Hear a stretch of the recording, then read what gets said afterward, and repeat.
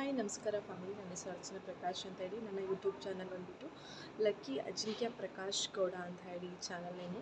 So ದಯವಿಟ್ಟು ಈ ಚಾನಲ್ನ ಸಪೋರ್ಟ್ ಮಾಡಿ, ಸಬ್ಸ್ಕ್ರೈಬ್ ಮಾಡಿ, ಲೈಕ್ ಮಾಡಿ, ಶೇರ್ ಮಾಡಿ. ಸೊ ಒಳ್ಳೊಳ್ಳೆ ಟಿಪ್ಸ್ಗಳು, ಒಳ್ಳೊಳ್ಳೆ ರೆಸಿಪಿಗಳು, ಹಾಗೆ ಒಳ್ಳೊಳ್ಳೆ ಮೋಟಿವೇಶನ್ ಜೊತೆಗೆ ನಿಮ್ಮ ಮುಂದೆ ಬರ್ತೀನಿ. ಸೊ ನಿಮ್ಮನ್ನ ಎಂಟರ್ಟೈನ್ಮೆಂಟ್ ಮಾಡ್ತೀನಿ.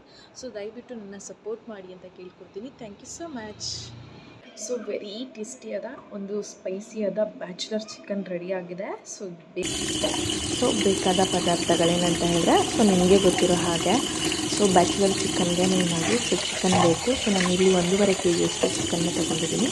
ಸೊ ಚಿಕನ್ನ ನೀಟಾಗಿ ವಾಶ್ ಮಾಡ್ತಾಯಿದ್ದೀನಿ. ನಾನೊಂದು 3 times ಅಷ್ಟು ಚಿಕನ್ನ ವಾಶ್ ಮಾಡ್ಕೊತೀನಿ. ವಾಶ್ ಮಾಡಿಕೊಂಡು ಸೊ ನೀಟಾಗಿ ಒಂದು ಬೌಲಲ್ಲಿ ಹಾಕ್ಕೊಂಡು, ಅದಾದ ಮೇಲೆ ಚಿಕನ್ಗೆ ಏನೇನು ಐಟಮ್ಸ್ ಬೇಕೋ ಅದನ್ನೆಲ್ಲ ಚಾಪ್ ಮಾಡಿ ಇಟ್ಕೊಂಡಿದ್ದೀನಿ. ಸೊ ಈ ಥರ ಬೌಲಲ್ಲಿ ಹಾಕ್ಕೊಂಡಿದ್ದೀನಿ. ನೋಡಿ, ಕಾಣುತ್ತೆ ಎಷ್ಟು ನೀಟಾಗಿ ಕಾಣಿಸುತ್ತೆ ಚಿಕನ್ನು. ಹಾಗೆಯೇ ಸೊ ಇದಕ್ಕೆ ಬೇಕಾದ ಬ್ಯಾಚುಲರ್ ಚಿಕನ್ ಮಾಡೋಕ್ಕೆ ಬೇಕಾದ ಇಂಗ್ರೀಡಿಯೆಂಟ್ಸ್ಗಳು.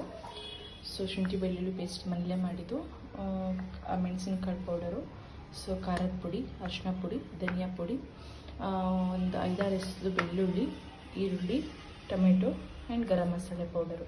ಹೇಗೆ ಮಾಡೋದು ಅಂತ ಹೇಳಿ. ಸೊ ನಾನಿವಾಗ ತೊಗೊಂಡಿರೋದು 1.5 kg ಚಿಕನು. ಅದಕ್ಕೆ ಇಷ್ಟು ಐಟಮ್ಸ್ಗಳು ಬೇಕು.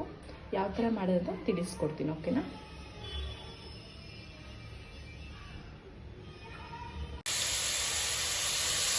ಒಂದು ಪ್ಯಾನಿಗೆ ಆಯಿಲ್ ಹಾಕ್ಕೊಂಡು ಇದಕ್ಕೆ ಪಲಾವ್ ಮೇಲೆ ಮತ್ತು ಬೆಳ್ಳುಳ್ಳಿ, ಈರುಳ್ಳಿ, ಟೊಮಾಟೊ ಇಷ್ಟು ಹಾಕಿ ಫ್ರೈ ಮಾಡ್ತಾಯಿದ್ದೀನಿ.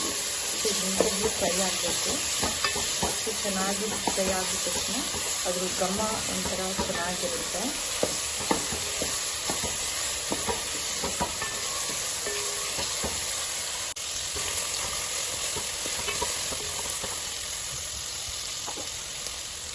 ಆಲ್ರೆಡಿ ಇದು ಡೀಪ್ ಫ್ರೈ ಆಗಿದೆ. ಸೊ ಇದಕ್ಕೆ ಸ್ವಲ್ಪ ಕೊತ್ತಂಬರಿ ಸೊಪ್ಪನ್ನ ಹಾಕ್ತೀನಿ. ಅದಾದ್ರ ಮೇಲೆ so garam masala powder. So ನಿಮಗೆ ಎಷ್ಟು ಬೇಕೋ ಅಷ್ಟು ಹಾಕ್ಬೋದು. ನಾನಿಲ್ಲಿ 1/4 ಟೀಸ್ಪೂನಷ್ಟು ಹಾಕಿದ್ದೀನಿ garam masala powder. So bachelor chicken ಮಾಡೋದು ತುಂಬ ಅಂದರೆ ತುಂಬ ಈಸಿ ಆ್ಯಂಡ್ ವೆರಿ ಟೇಸ್ಟಿಯಾಗಿರುತ್ತೆ. ಜೊತೆಗೆ ಇದಕ್ಕೆ ನಾನು ಇವಾಗ ಶುಂಠಿ ಬೆಳ್ಳುಳ್ಳಿ ಪೇಸ್ಟ್ನ ಕೂಡ ಆ್ಯಡ್ ಮಾಡ್ಕೊತೀನಿ. ಸೊ ಅಷ್ಟು ನಾನು ಇಷ್ಟು ತೋರಿಸಿದ್ನಲ್ಲ ಅವಾಗ ಅಷ್ಟು ಪೇಸ್ಟ್ನ ಆ್ಯಡ್ ಮಾಡಿಕೊಂಡೆ. ಸೊ ಇದು ಸ್ವಲ್ಪ ಒಂದು ಬ್ರೌನಿಷ್ ಬರೋ ತನಕ ಹಾಗೆಯೇ ಸ್ವಲ್ಪ ಫ್ರೈ ಆಗಿತ್ತು.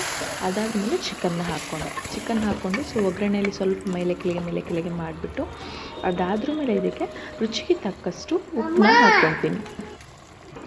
ಸೊ ರುಚಿಗೆ ತಕ್ಕಷ್ಟು ಉಪ್ಪು, ಅದಾದ್ರ ಮೇಲೆ ಬಂದುಬಿಟ್ಟು ಸೊ ಟರ್ಮರಿಕ್ ಪೌಡರ್, ಅರಿಶಿನ ಪುಡಿ ಹಾಕ್ತೀನಿ. ಸೊ ಅದಾದ್ರ ಮೇಲೆ ನಾನು ಸ್ವಲ್ಪ ವಿನೆಗರ್ನ ಕೂಡ ಇದಕ್ಕೆ ಆ್ಯಡ್ ಮಾಡಿದ್ದೀನಿ, ಓಕೆನಾ? ಸೊ ವಿನೆಗರ್ನ ಕೂಡ ಆ್ಯಡ್ ಮಾಡಿದೆ. ಸೊ ನೋಡಿ, ಈ ಥರ ಒಂದು ಪ್ಲೇಟ್ನ ಮುಚ್ಚಿಟ್ರೆ ಸೊ ಈ ಥರ ಆಲ್ರೆಡಿ ಅದಾಗೆ ನೀರಾಗಿದೆ. ಸೊ ನನಗೆ ನೀರು ಒಂದು ಹನಿನೂ ಕೂಡ ಯೂಸ್ ಮಾಡಿಲ್ಲ. ಸೊ ಹೋಲ್ ವಿಡಿಯೋನ ಅಬ್ಸರ್ವ್ ಮಾಡಿಬೇಕಾದ್ರೆ.